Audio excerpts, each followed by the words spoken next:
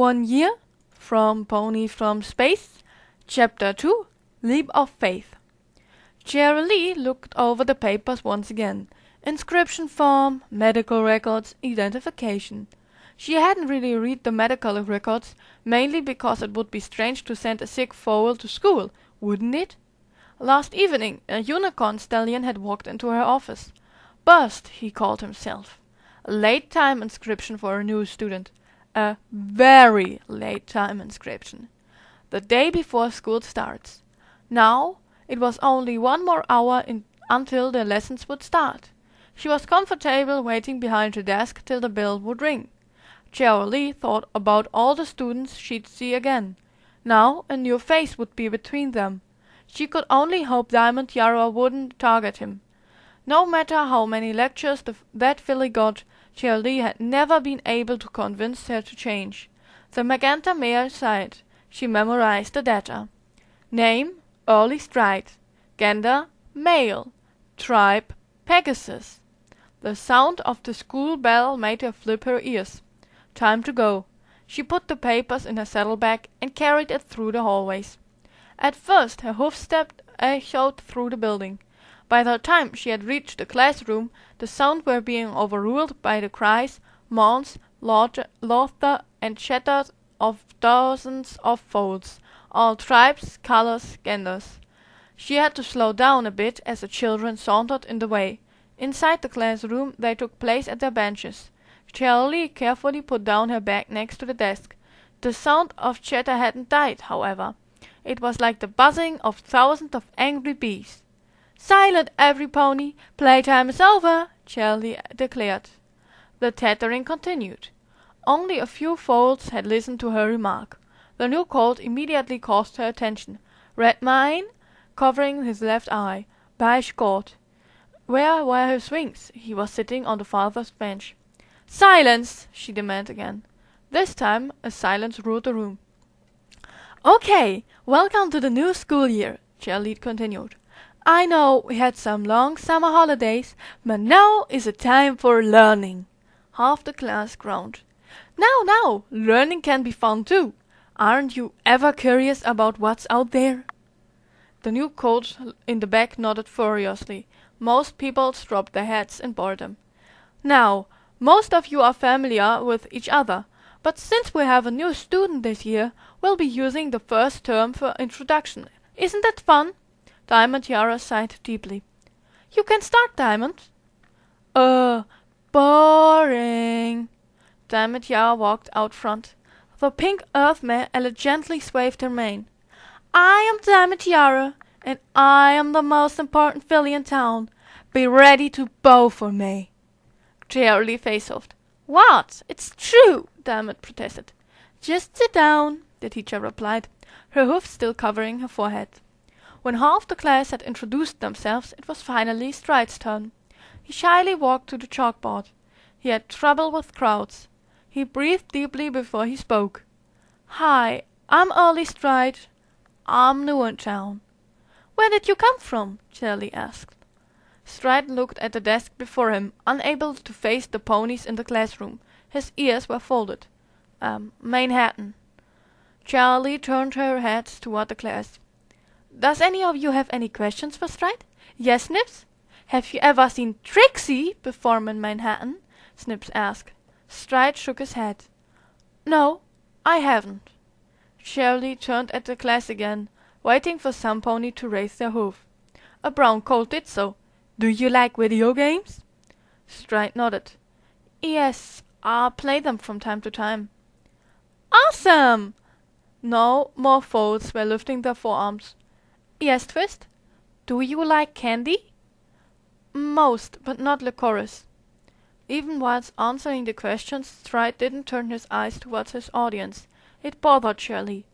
Was it so hard to face a bunch of foals? "Yes, Scootaloo." Stride's posture changed completely. He looked up at Scootaloo, stood straight, and raised his ears. "Have you ever ridden a scooter?" He shook his head. "No, I haven't." Suddenly Diamond Tiara joined the little question-answer game. "Why are you a blank flank?" She gained a murderous glance from the Crusaders. Stride merrily tilted his head. "I have no idea," he replied. "Dad just says I'm just running a bit late." Diamond laughed. "Running late? Every normal pony in here got their cutie marks already." Charlie stomped the floor and intimidated her foul-mouthed student. "That's enough!" Diamond shrugged. "I was just telling the truth." "The truth? You little—" Applebloom started. A battle of words commenced, ponies throwing insults at one another. The teacher desperately trying to regain the order. Stride paced back to his spot. No pony even seemed to notice. So far for a head start. He sat down and looked around. There was no chance this would stop any time soon. The insults were getting nastier and nastier. He picked up his book and held it in front of his face, hiding his tears. It became harder and harder to keep his sobs silent. Soon the colt sitting next to him noticed. "Don't worry, Yara's always like that," the brown colt said. It was the one that liked the video games. He hadn't been called out front to introduce himself yet. Stride whipped away his tears and lowered his book. "I'm Button Mash," the brown colt stuck out a hoof. "Stride, but you already knew that," Stride replied. They shook hoofs. "So, you like the video games?" Stride continued, his throat still hurting from his repressed cry. Button grinned. "More than anything! Do you play Minecraft?" No, I don't own that game." "You should come by sometime. I'll show you." "Sure." After a lot of struggling, the teacher had finally calmed his students. "Well, now that that's over, let's start the lessons, shall we?" she demanded. Stride sat comfortable in the shadow of a tree. He read his book. He was a quick reader. Already had he reached the 3rd chapter. It had been hard to find a good spot to sit, though. After the fog cleaned up, many puddles of mud had remained. The playground was more of a swamp now. He enjoyed the songs of the birds above him. He slowly rocked his head to the melody. Reading and listening to the music, he gently forgot about the world around him. He was interrupted as the birds were brutally scared off by the sound of a voice. "Hey, Stride!" Scootaloo yelled. Stride looked up from his book. He saw the Crusaders at the other end of the playground. Sweetie Belle was waving. Stride quickly stashed away his book in a still-ripped saddlebag. He spurted over to his friends. Scootaloo raised a hoof. "Look out! There's a—" Splash! Puddle! The poor colt slid through the mud. His book sailed through the air. His eyes grew in desperation. The princess book. Luckily, Sweetie Belle caught it in a green aura of unicorn magic. Scootaloo speeded over to Stride and helped him out of the mud. His mane was dripping and his coat was completely covered. It was also seeping out of his saddlebag. Scoots was down to her knees in the dirt. He wanted to thank her when she was rudely pushed from behind. She landed on top of him, and with a splash they submerged in the mixture of dirt and water. After an unpleasant struggle to get back up, Stride cleared his ears, only to hear the laughter of 2 ponies. Diamond Yara and Silver Spoon seemed to be having a lot of fun. Too much fun. Laughing about his flank, he could handle. Laughing at him rolling in the dirt, he could handle. Pushing Scootaloo in a puddle of mud? Not so much. He had tried so hard not to make any mess, so hard not to get into trouble. He was sick of it, and they would feel it. He scooped a hoofful of mud from the swampy ground. With a roar, he launched it at Diamond's laughing face. Perfect hit. The pair was no longer that jolly. "Now that's what I'm talking about," Scootaloo grinned, soul goop dripping from her chin. She quickly did the same, giving Silver Spoon a mud mask of her own. With Sloth, Applebloom and Sweetie Belle joined them, launching the mud bolts of doom at the most hated bullies. Diamond sputtered as she tried to get it out of her nose. "Oh, Celestia, get it off of me!" Spoon panicked. They were now all covered in mud. Stride was feeling a lot better, standing up for himself, for his friends. He felt great until a magenta hoof gripped his shoulder. Hi, Miss Chili. This is unacceptable! Bombarding other students with mud balls! I could suspend you for this! The teacher raged. They deserved it, Apple Bloom mumbled to herself. It wasn't really meant for the teacher to hear it. She did anyway. Deserved it? It doesn't matter what they said to you. No pony deserves that. They pushed Scootaloo in a puddle of mud, Stride protested. Then you come tell me, and I'll punish him, Charlie remarked. Punish them? Scootaloo uttered. All you do is give lectures, and it never even works. The magenta mare closed her eyes and sighed. I'll let this go for this one time, the exhaust teacher said. Scootaloo tilted her head towards Stride. Told you she doesn't punish, she whispered. Shirley heard it, but ignored it. The trouble with Diamond and Spoon had always been a huge problem. She couldn't afford to punish the wrong party here. She turned back towards her students, still covered in dirt. They had sat through 4 hours of lesson in a coat of mud. She hadn't had time to lecture them before the bell rang, so they attended her desk after class. The teacher tried to use a strict expression. But if I catch you doing it again, you will feel the consequences. Now go! The 4 foals got up and trotted over to the door. Not you, Stride. The colt folded his ears. He walked back towards her desk. He glanced at his friends for one last time. We'll see you at the clubhouse, Scootaloo assured him. He nodded. The 3 disappeared. Stride turned his gaze at Miss Lee. Take a seat, Stride, her voice sweet and friendly. A whole contrast with the previous version of the mare he had seen. She picked a few papers from her bag and laid them out on the table. She turned his identification towards him. There's something I don't understand, she said, as she pointed at a striped clarification. Are you a Pegasus? Stride looked down at the floor. He nodded. Shirley raised a brow. Where are your wings? The red-maned colt looked up at her, his eyes huge and watery. Amputated, he whispered. A lump of terror formed in her throat. Amputated, she stuttered. The little colt turned the medical record towards her.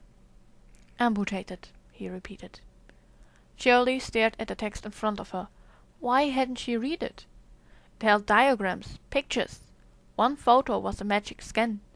A green picture that showed his skeleton and organs. It showed stretches of muscle in the place his wings were supposed to be, pieces of tissue growing inward, suppressing his heart valves and pressing against his lungs. She didn't know what to say. Her shock only became deeper when she noticed one small sentence at the bottom. The subject has been found incurable and is expected to pass away approximately 1 year from now. It had been signed 2 weeks ago. This, she brought out. The colt merrily shook his head. Please, just spare your words. Okay. Can I go now? He asked. He was surprisingly calm. How could a guy that little handle such a thing? Charlie decided she would ask his parents about this. Yes, you can, the startled mare stuttered. He trotted over to the door. He turned his head towards her one last time. Oh, and please don't tell the other students. I won't. Thanks. Storm scrubbed and scrubbed. The mane of her son was still riddled with soil. They were in the bathroom, in a desperate attempt to clean Stride up. This really isn't the time to get into fights, Stride. I was muddy before the fight, Mom. No, I don't mind cleaning you up, Stride. I just don't want you to make enemies. The colt sighed and shook his head. They made themselves enemies, Mom. There was nothing I could do about it. Well, throwing dirt at them isn't going to help. She lifted her little boy from the bathtub. He grasped a towel and dried himself. His mane spiked in all directions. Mom, could you shorten my mane a bit? It hurts my eye. Sure, Stride. She grabbed some scissors with her mouth and carefully cut down the hair from in front of his eye. He brightened up. His whole face was visible now, and Storm considered it a great improvement. "Can I go to the clubhouse now?" "Sure you can, my boy." "Thanks, Mom," she smiled. "You don't have to verify everything with me, you know." "Just being polite," he smiled back. He picked up his saddlebag, then dropped it and jumped back. It was ripped and dirty. Good thing he had carried the princess book home with his mouth. "Do you need to bring anything with you?" Storm asked. "Not really, I just thought my bag might come in hoofy." "I'll have it cleaned and fixed by the time you are back." "Thanks, Mom." "Oh, almost forgot."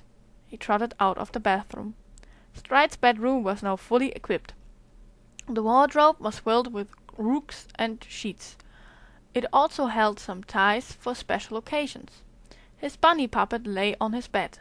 His ball was carefully stashed in the gap between the bed and the closet. Near the window they had put up a desk. His Joy Boy and his writings were carefully placed on top. He picked up a pencil and sought a specific paper. His to-do list. Published fan song. Make friends. Check. Buy Mom a present. Buy Dad a present. He paused at one topic. One he had written down primarily as a joke. Fall in love. It was ridiculous. Really, you can't force falling in love. He didn't even have an interest in falling in love. Still, he wanted to have lived a complete life. He had once heard his mother talk to a friend. Just chitter-chatter like usual. Only one sentence had caught his ear. "You haven't lived a full life if you never fall in love." Once again, Stride pondered on whether he would erase it. Really, he had other priorities. You never know, he thought. He put away his list. Ding dong. He trotted downstairs as his mother opened the door. She frowned at the little orange filly on the porch. "And who might you be?" Storm asked. Hello, madam. I'm Scootaloo. Are you Stride's mom?" Storm smiled and nodded. "So you are the filly who crashed into my son yesterday?" Yes." Stride had reached the doorway. Scootaloo was wearing her dented helm. She had a scooter with her. She probably had dozens of those. "Hi, Scoots," he greeted. "Hey, Stride. Since you've never been on a scooter, I thought you might like to get a ride to Sweet Apple Acres." "Great!" Storm smiled again. "Now you kids be careful and have fun." Stride trotted outside. Scootaloo stood on the scooter, her wings ready to go full speed. Stride hopped on the back of the scooter. He wrapped his forelegs around Scootaloo's waist not to fall off. "Have fun," Storm repeated as her son rode off. This was the most fun Stride had had in a long time. He felt the wind come through his hair as he saw the picturesque landscape flash by in a row of molten colors. The speed divided the real world and a strange new dimension, where all sound is that of the wind and all color is a grand palette of joyful tones. The road had many bumps in it, and Scootaloo aimed for one specific bump that made them fly. They flew. Stride felt the sensation a Pegasus was supposed to undergo. He felt the floor was far beneath him, the slightest streams of air. He felt alive. The scooter landed back on the road. Stride noticed Scootaloo's wings were buzzing at such a speed they became a blur. He wondered whether she could fly. He had never seen her fly before. He cleared his mind and gazed at the landscape again. This sure was something amazing. The only problem with high speeds is that it doesn't last very long. Stride was almost disappointed when they reached the clubhouse. They stopped with a slide. The beautiful scenery unfolded before his eyes once again. "You can let go now, Stride," Scootaloo remarked. Stride quickly let go of her and hopped off the scooter. "There you are! You're late!" Sweetie Belle called from the treehouse. Sorry, I had to clean up a bit. It's hard to get mud out of your wings, Scootaloo replied. Sweetie Belle disappeared inside. Stride nudged Scootaloo's shoulder before she could go inside. What is it? Thanks. I'm glad I have a friend like you. So, let's see, Apple mumbled. She was holding a list. Scootaloo and Sweetie Belle sat next to her. Stride was standing opposite to them. What are you doing? He asked. We wrote a little something, Sweetie Belle said. Trials to see if you are a real crusader. What kind of trials? You'll see. The first trial is the trial of trust, Applebloom said formally. The trial of trust? Yeah, to finish the trial you must do as we say, without hesitation. Okay. Great! First, let's get you blindfolded. Sweetie Belle bound a rag around his head, covering his eyes. He noticed it was a rag used for cleaning up paint. The smell of the products hurt his nostrils. He was pushed outside. Okay, somewhere in this orchard is a flag. You must find the flag to pass the trial, Applebloom continued. You can only find it by following our directions. Okay. He strolled for hours. Right. He went right. Left. He went left. Lost. They were lost. You're kidding me, right? He said, still blind as to where they were. No, Sweetie Belle replied. Stride lifted his blindfold. So we're lost? He repeated. Applebloom raised a brow. Not really, we just can't find the flag anymore. Scootaloo turned her eyes. Well, if that isn't going to work, let's find another trial of trust. Sweetie Belle pounded. We could throw him off the roof and catch him. Stride was about to claim that it was not a good idea when Applebloom and Scootaloo nodded furiously. That's a great idea, Applebloom added. Stride looked down. The clubhouse wasn't very large, but it was up in a tree. The ground was far away. He felt he was losing control of his thoughts when the world started spinning. Keep calm. Scootaloo stood next to him. Downstairs, Applebloom and Sweetie Belle were holding a large cloth to catch him in. So you'll catch me? Stride repeated. Applebloom spat out the cloth. Yeah, we'll catch ya. No probs. Trust us. Okay. Applebloom grabbed the cloth again. He envisioned what it'd be like to jump. In his mind, he saw the ground coming closer. What if they didn't catch him? What if he died? No, he didn't want to die. He didn't want to die. A tear welled up in the corner of his eye. No, Stride, this is not the time, he thought to himself. You have to prove your worth as a crusader. You will not die. You will not die. No, you will. Just not now. He looked over the edge. It felt higher than it did before. He couldn't do it. Scootaloo raised a brow at him. What are you waiting for? She asked. You don't have endless time. Applebloom spat out the cloth again. Maybe he needs a push? Scootaloo nodded. Great idea! She gave him a push. Applebloom shouted. Wait! I haven't grabbed... Wham! The trampoline. Stride bit his lip as Scootaloo carefully touched his hurt ankle. I'm so sorry, she uttered. His ankle was broken, of that he was sure. Applebloom had gone to find her grandmother to grant first aid. Sweetie Belle was off to town to find his parents. Scootaloo had stayed here. She had brought him inside. Stride breathed slowly. I'm a terrible friend, Scootaloo continued. She turned her head away. She didn't feel like she could face him right now.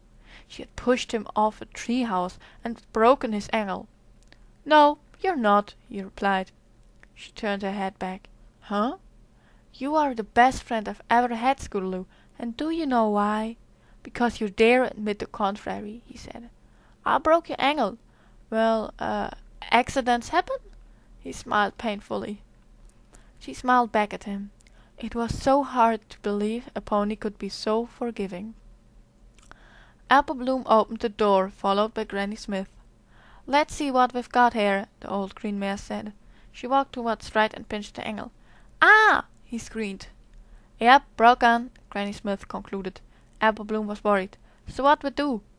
Nothing, for now. I don't even think going to school tomorrow would be a wise thing for him to do. Voices from outside distract him. Stride! Burst yelled as he burst through the door. Stride, are you okay? The unicorn terrier walked over to his hurt son. Stride just nodded. I'm fine, Dad. Just a broken ankle.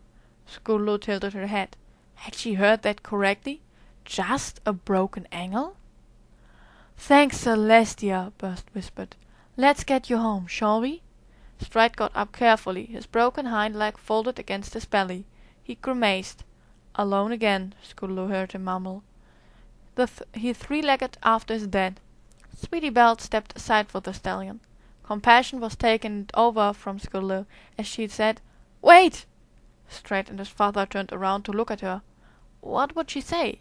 She had no idea. Maybe I can come with. Help with the chores, keep him company. Stride brightened up.